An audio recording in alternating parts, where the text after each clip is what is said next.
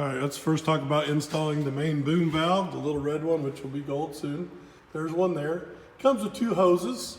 In this case, you've got to buy the T's because every machine's different size. And we're just going to the high and low side of the cylinder. One there that they tee in both sides. If you have two booms or one, it doesn't matter. Just put it on one side. These are in parallel together, so it doesn't matter. A nice little trick though is you can buy two 90s, and in the bottom of the valve is a number 8 O-ring boss, and you can do it like this instead of having the hose, because it comes with like 4 foot of hose, and you can hook on down at the bottom, top. You can hook on back in the cab, wherever you want. But this valve basically just has to connect between the two. You get the valves, the T's. I'm sorry to put those on. We'd supply them, but every machine's different. This is a Kobelco. It's load sensing, which is a little more complicated than most systems, but still pretty easy. This is the main boom. You can see back in there the blue valve. The one on the left is going to the main boom. It says P on one side, P port 1. That's the pilot side. So this here runs right up to that P side of it. And then below it is J, which is joystick side. So this is actually the joystick line, this blue one, believe it or not. And it's hooked in, so it just passes through and comes back to here. This joystick line was hooked here. So this is the dipper here, dipper coming. This is boom down, by the way.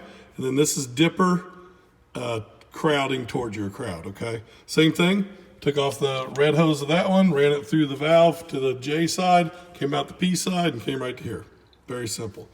On the bucket, on the Kobelcos, you gotta put it before the switch here.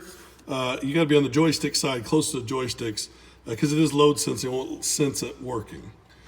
So it's very simple. We did the same thing. We put quick couplers on this one, but this was on the Kobelco. This is the red one is the dump, and the curl is this one over here, if you can see that. We just ran them through, same thing. There's the red valve there, and we just passed it through. See the hoses pushed on? You saw the little video how to push them on. And then you have a pilot line on this, and it's a hard hose.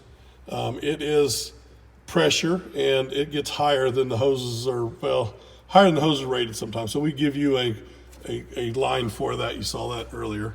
And we tied it in over here. You can go back to the pump, and most machines have a pilot pump, and it's right on the end. It's this little pump right here. See that?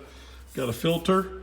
Some have a big filter mount on the side, a different way. So before we came, we just teed off right there on it and took it on back there. It's 600 pounds pressure, I think, for pilot.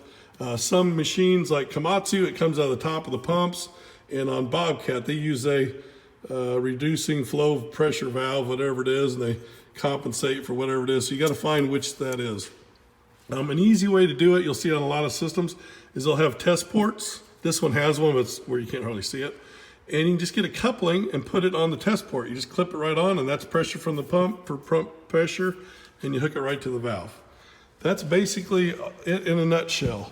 The big thing is, once you go, you can see this valve up here. You turn that counterclockwise, and the bucket will dump. That's how you prove everything's working. You'll have a little air in it at first, have a little lag. Don't worry about that. That's just the way it is till the air works out. It takes a long time to work air out of pilot. It might take a day or two. That's it. Any questions? 317-210-0220. Thanks. Have a great day.